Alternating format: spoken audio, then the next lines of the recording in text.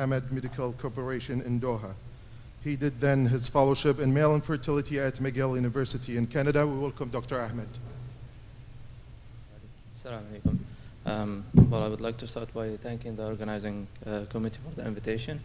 My lecture today is going to be a brief overview of the things that you have to assess when you receive an infertile male. Obviously, we will not get into the details of every and each specific disease. This is just a broad overview. I hope by the end of today's lecture, I can convince our colleagues from Gyne, if we have any here, that we do and can assess male infertility and help them in a better way than just vitamins.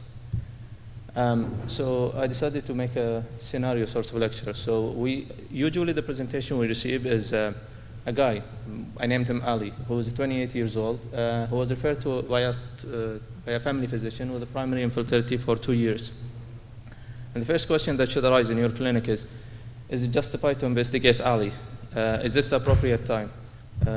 Would you do anything to help Ali? So in order to answer this question, we'll kickstart with our presentation. So we start by defining infertility, which is the inability to conceive after at least 12 months of unprotected frequent sexual intercourse. And it can be subcategorized into either primary, or where there was no history of prior conception, or secondary, with a history of prior conception. And this slide here is just to point out that as time progresses for couples, their chances of conceiving children increase by the month. So usually it's not justified to start fertility evaluation from the start, because their chances are 20% per month that will aggregate to 85% by 1 year. So once they conclude the 1 year, they already satisfied 85% chance, and this is when it's justified to investigate them. Epidemiological study, this is just to point out that male infertility accounts for 20% of infertility cases, whereas 50% is accounted as a sole purpose of the female, with the 30% combined between both of them. And the graphs at the bottom of the slide is just to indicate that us as male are losing our fertility potential in the form of less numbers and less volume. So back to our question. So he is a male. He has primary infertility, and it's been already 2 years. So I think it's justified to investigate Ali. And the next question is, how would you investigate Ali?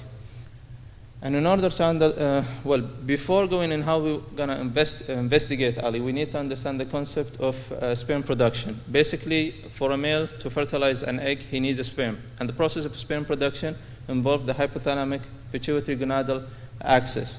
And basically, you have the hypothalamus ordering the pituitary to secrete gonadotropin hormones. These hormones will go to the testis, stimulate the Sertoli cell to produce sperm, and this sperm will be transported to the out of the body. So I subcategorize all the diseases or conditions involving male infertility into either pre-testicular, being it hypothalamic disease, pituitary disease, with the subcategories of different syndromes and diseases, which will be, I think, tackled more in details in other lectures. Or testicular, being it chromosomal, most commonly Klinefelter, or non-chromosomal, most commonly varicocele, or post-testicular, when we have congenital bilateral absence of the vas, cystic fibrosis, anti-sperm antibody, or iatrogenic blockage of the vas. So moving on, how would we investigate Ali? Keeping the knowledge about the hypothalamic pituitary with different disease categories, we need to start by the basic: history, physical, and investigation. What do we do? What do we need to know about, in the history? Well, basically, if I have Ali in my clinic, I will start by defining his age, defining what type of fertility he has. Is it primary? Is it secondary? And how long has he been trying to conceive child for? I will tackle his sexual history. Is he having frequent sexual intercourse? Is he able to maintain an erection? Is he able to ejaculate? Is it appropriate to ejaculate? Did he reach his pubertal onset on the expected date? Was it delayed? All of these are significant relating to different disease categories. Then we'll move on to the medical history. Did he have any recent fever? Did he have any insult to the testes in form of orchitis or epididymitis? Has he been subjected to mumps? Any history of systemic disease, diabetes compromising his ejaculatory ability, cancer, recent infection, exposure to radiation?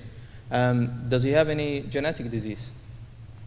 And then, obviously, the surgical history. And in the surgical history, because our main concern is the testes, did he have any surgery that will compromise his fertility potential relating to the testes? Any orchidopexy, orchiectomy, any history of herniorrhaphy, which might block the vas, any history of trauma, any pelvic or prostatic surgery that will impair his ejaculatory potential.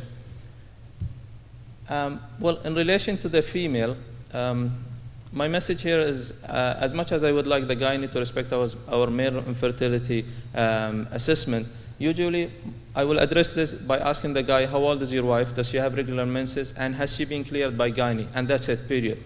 Because this is not my category, and I would not like to throw advices on something that I'm not familiar with. So usually, if in doubt, just make sure that your wife is being assessed. Why is that? 50% of the time it's a female. So it's better to be assessed parallel. You assess the female and ask the gynae to assess the female. To conclude the history, we try to dig for known risk factors, either in the form of family history, medication, being it antibiotics, antifungal, social history, excessive smoking, recent or old history of drug abuse, occupational history, exposure to radiation, exposure to heat mainly. Once we conclude the history, we move to the physical examination. And usually it's our assessment is focused examination unless otherwise indicated. So if we suspect a genetic disease, we might do a proper full examination. Otherwise, we'll directly tackle the testis. And in this, we need to establish, does he have the normal size of testis? Because the testis is basically the factor for sperm production.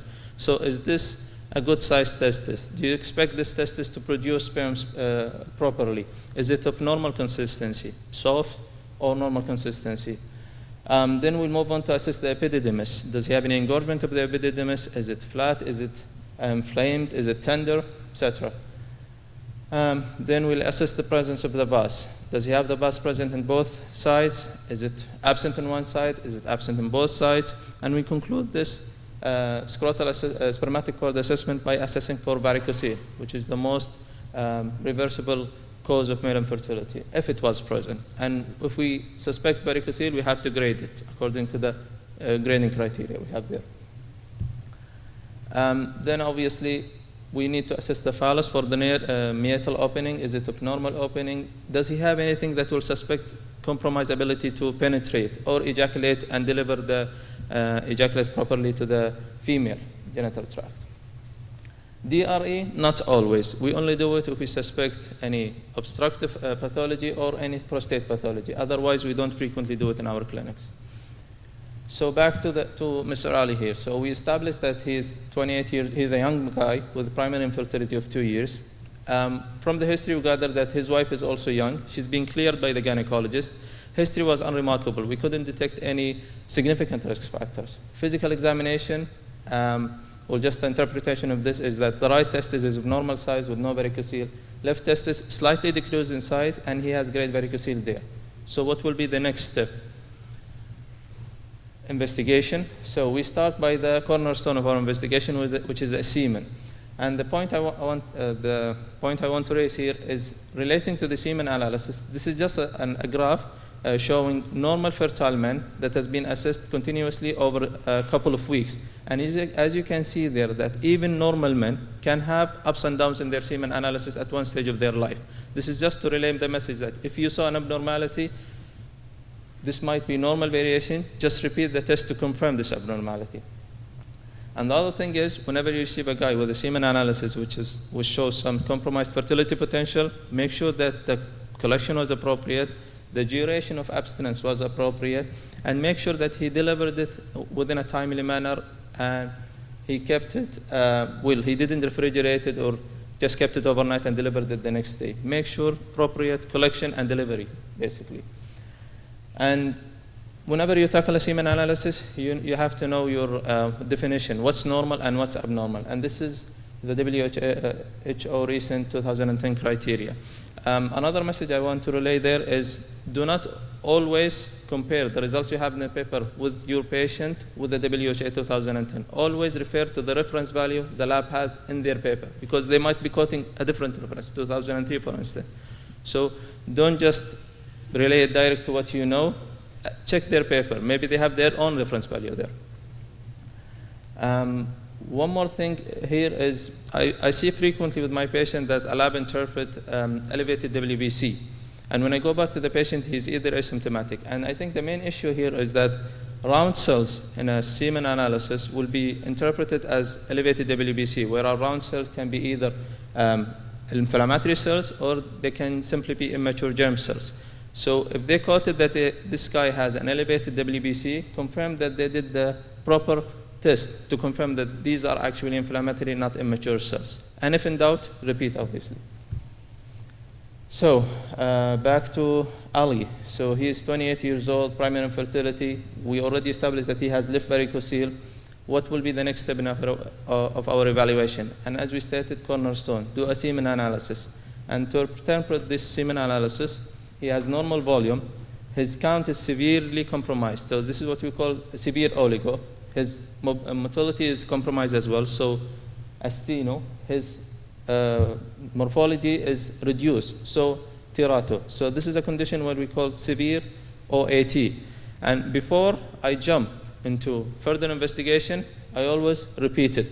So we did a second semen analysis, which showed fairly the same result. So this is now confirmed. Mr. Ali has severe OAT.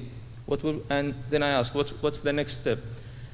And the next step will involve hormonal evaluation. Sigman and Jarrow, they showed that up to 10% infertile people will have compromised endocrine levels. And the most common one is the elevated FSH, which will point that he have some sort of impaired spermatogenesis. However, if you have a sperm count of more than 10 million, then the likelihood of having compromised endocrinopathy is rare. The last point is, if you have low testosterone, first thing, confirm it, and do further tests to assess other hormones relating to the testosterone. General interpretation of gonadotropins. If you have them all within the normal, so this is either a normal guy or a guy with obstruction, and this is how he would show normal FSH, normal LH, and normal testosterone. Signs of testicular failure, you will have raised gonadotropins because the body is trying to push the testes to work harder. However, the testis fails to produce enough testosterone to compensate for this elevation in gonadotropins. Lastly is a condition what we call hypogonaditrophic hypogonadism, which affects the higher brain function, either the hypothalamus or the pituitary, in which case you will have all the parameters at the lower margin. So scenario, so we did this, we evaluated him, and it showed that his FSH is elevated, his LH also slightly elevated, testosterone is in the lower margin, TSH and prolactin with the normal values. So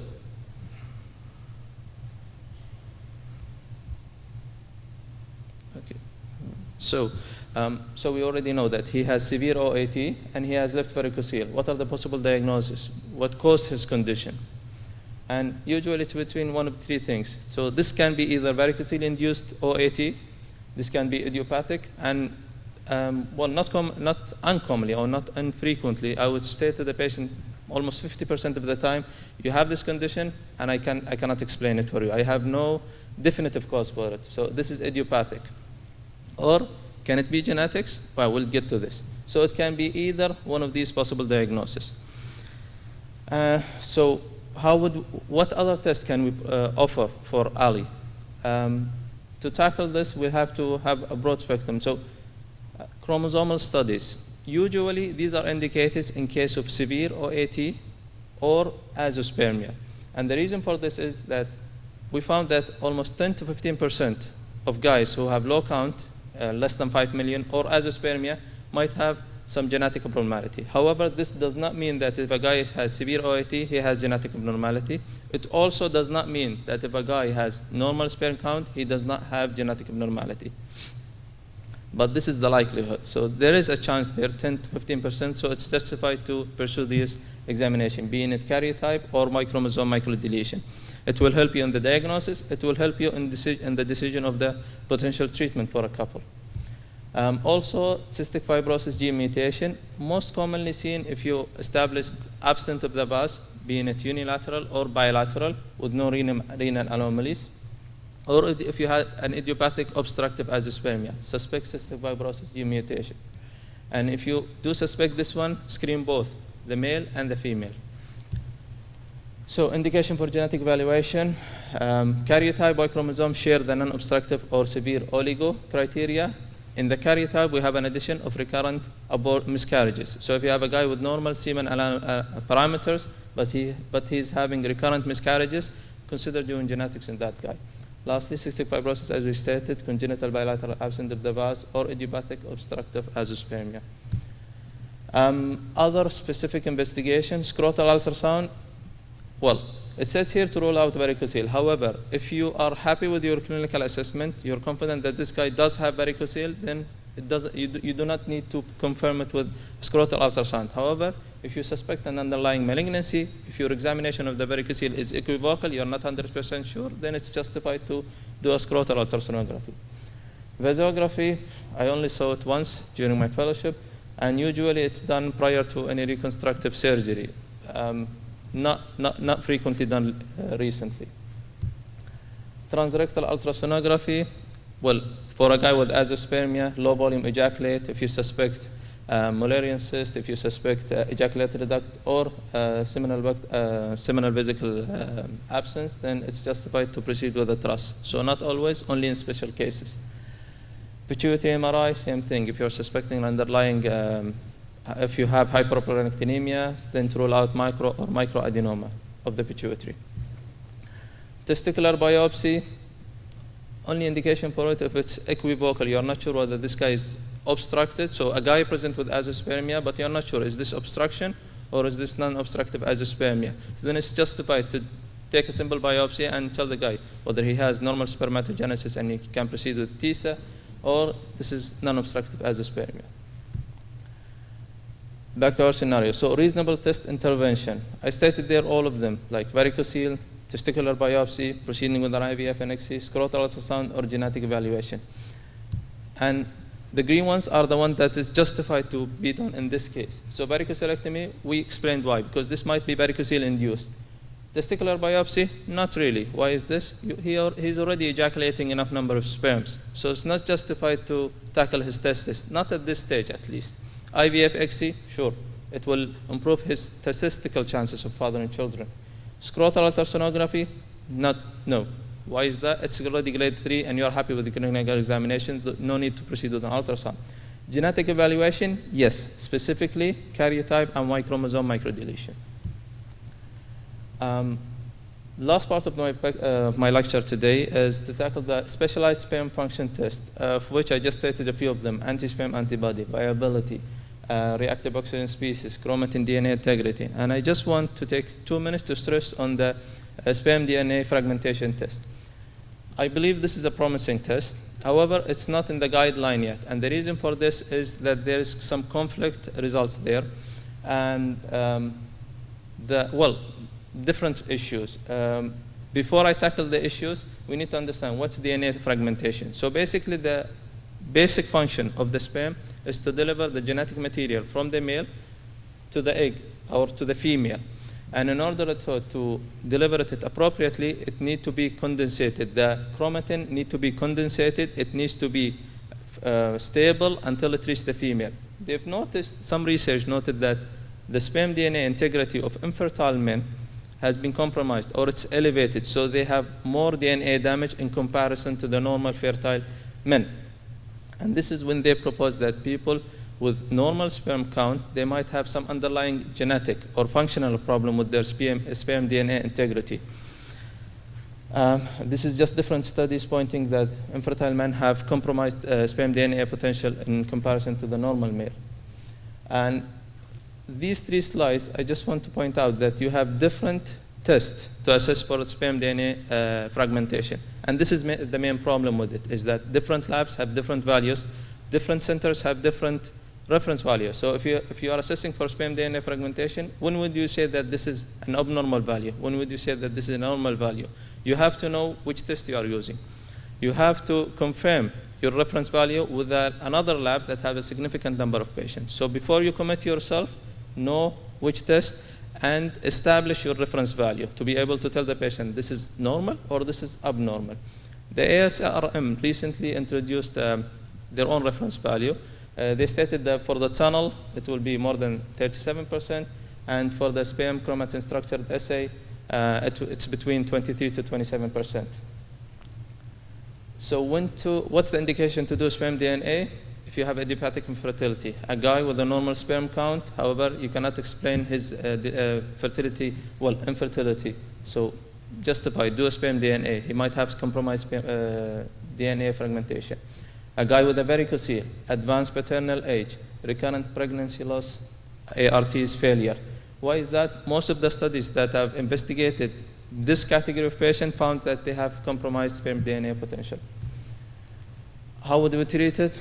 This is still research-based, but they advise that if you have a guy with a compromised sperm DNA potential, consider antioxidant for 3 months, repeat the sperm DNA fragmentation.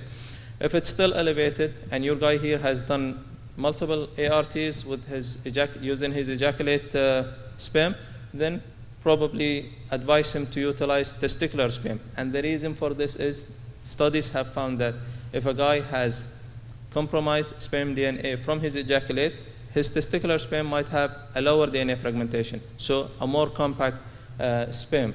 And this is because the sperm DNA happens at the post-testicular stage. To conclude my lecture, so the key points here is you have to know the definition of infertility, you have to master appropriate history and physical, investigate your patient in a stepwise manner, differentiate between what's normal and what's abnormal. Whenever in doubt, please repeat. You have to know how to interpret the hormonal results, and you have to know what are the indications for specialized tests. And only utilize testicular sperm if it's indicated and justified.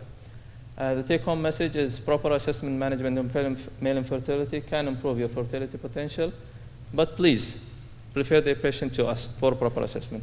Thank you very much.